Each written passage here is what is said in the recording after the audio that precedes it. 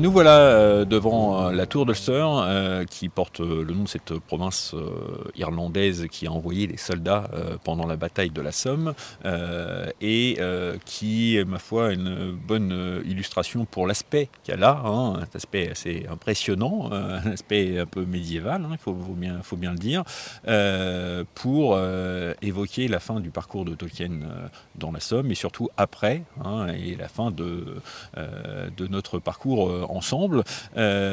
Quand Tolkien termine la guerre, hein, il faut le renoter, on va en reparler un petit peu, eh bien, il l'a dit lui-même, hein, pendant la Première Guerre mondiale, la plupart de mes amis, et mes meilleurs amis étaient morts, hein. Ça, c'est quelque chose qui lui pèse particulièrement. Romain, ce Oui, oui, deuil-là qui va le marquer durablement. complètement. Et en fait, à ce titre-là, Tolkien est un jeune parmi les jeunes de cette époque.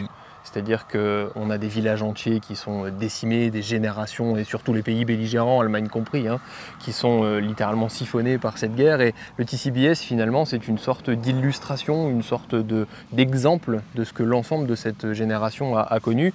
Parce qu'effectivement, ils sont quatre, en tout cas quatre vraiment très très liés, hein, B.H. Smith, Rob Gilson, Tolkien et puis Wiseman, qui sont mobilisés. Trois d'entre eux se retrouvent dans la Somme. Wiseman est plutôt dans la marine et en l'occurrence en Écosse, donc il est un peu plus loin du front, mais ces trois-là se retrouvent pratiquement au même moment sur le front dans la Somme, qui avalent toute une génération.